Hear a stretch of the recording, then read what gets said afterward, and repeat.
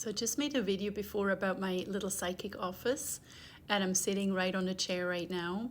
And I just felt a bit inspired to share a little bit something about the goddess Circe, which is the picture that's hanging on my wall. I'm going to show it to you. So that's the picture right over there. And if you look really close, you can maybe see that on the bottom, she's actually riding a catfish. And if you looked really close, it's really hard to see on the camera, but the catfish's face almost looks a little bit like a lion's face. So I'm going to share a little bit something about her with you. So I was actually intuitively guided about 10 years ago when I moved here or actually 9 years ago, to purchase a whole area of images, pictures online, and to hang them in my house. And every single image I was so drawn to because each image had a message for me. There was a story behind it. There was a lot of symbology behind the image that somehow spoke to me. And it was not until I researched the picture, the image, and the story behind it that I found very intuitive messages for me personally given to me by my own environment or my own greater self. To understand something about human nature and about my own nature and my own personality and my own story. So sometimes we're so caught up in our lives, in our daily lives, that we forget who we are.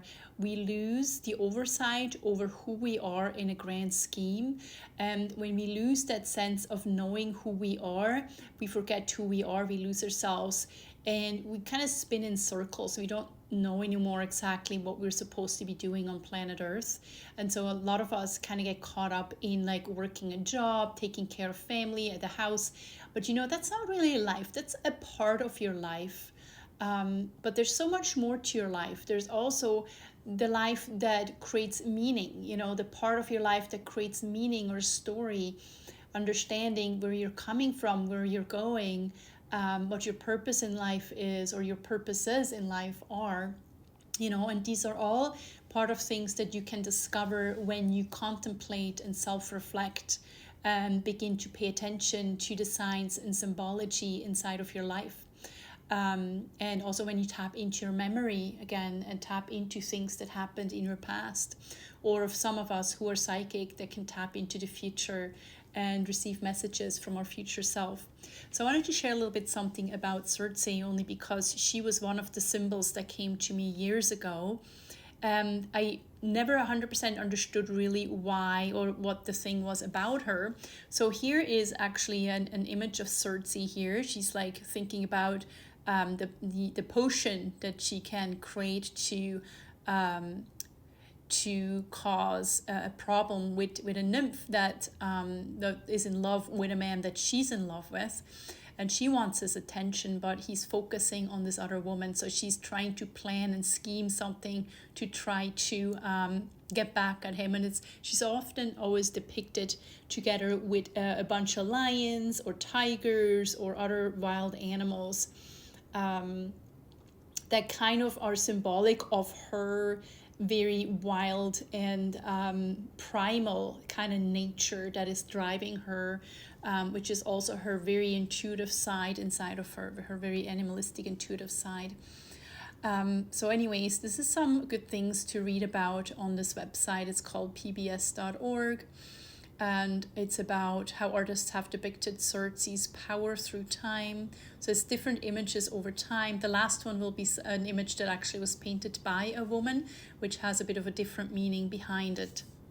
So one of the stories about Odysseus and Odysseus' men was that she turned Odysseus' men into pigs through a potion that she made.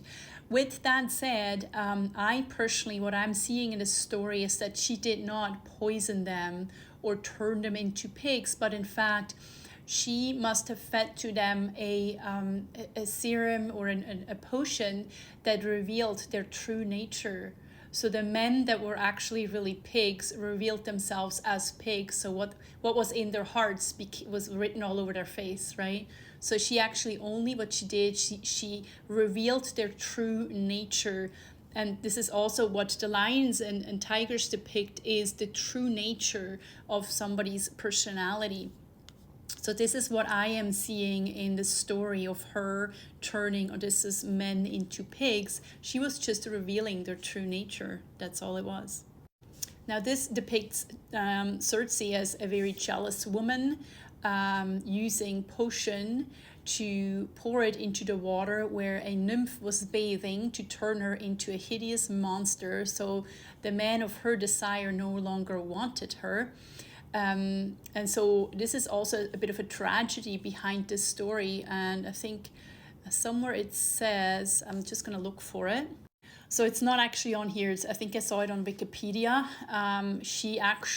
The tragedy is that she doesn't actually really want to do this, but it is in her nature to do this. So this is the tragedy, is that she actually feels bad for what she's doing, but she cannot help herself because this is a part of her true nature. And I really like the sense of femme fatale from that image, that really powerful sense of this powerful sorceress that just, is very passionate, right? Which is also depicted by the water, and that she's just doing what's in her nature to do. The picture's name is actually called Circe Invidiosa. So I think what Circe Invidiosa means is the Circe that is, creating or making other people angry at her. Or also the Circe that is very angry. This is another really nice picture of Circe with a staff. You see how the staff points to the earth and her other hand points to the sky. This is a very sort of like an arresting position, like she's hold it right there, and she's commanding, right? And there's, again, as maybe you can see this, the animalistic side, animals in the darkness of nature, but she is controlling it and commanding it. So she's in power. She's got the power over these animalistic energies. So it also says here that Circe has the ability to commune with frightening forces the rest of us cannot. So this is just depicting how powerful she was and how unafraid she was, and that she's able to commune with energies and forces that most people are too afraid to even try. Here's another picture of Circe in a very powerful position with like a star crown and a sun behind her, which is symbolic for the fact that she was Helios' daughter, the sun god's daughter. And then you can see the pigs in the front again, and a very powerful position. Again, you can see the lions to her side as well. Here's another depiction of her with men with pigs' heads. This is again part of the Odyssey. And again, I feel this is more about revealing a man's true nature with her energy. And also you can see how they all are like looking at her like she's the most amazing thing on this earth. And I really like this picture of Circe where she looks like she's got sort of like fairy wings. I don't know if it's kind of hard to see on the camera here. And then all the wild animals around her that she is completely taming, right? And she's controlling. She's even walking on a tiger carpet.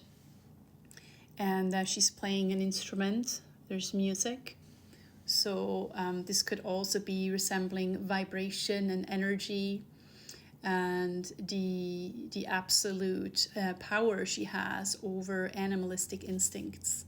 And here's a picture I believe was painted by a woman, one of the first pictures of Circe painted by a woman, where she resembles a counselor. So where she's also to me like a patron of psychics, obviously, with her story and mystery behind her, but she's also a counselor. And you can see on this image how she is supporting Odysseus, like she's reaching out with her hand, she's looking at him very intently, and he's like trying to explain something or share something, but all the while she's still keeping her power, which is resembled by her wand. She's not handing her power over, but she's loving and kind and understanding, but she's always keeping her power at her side.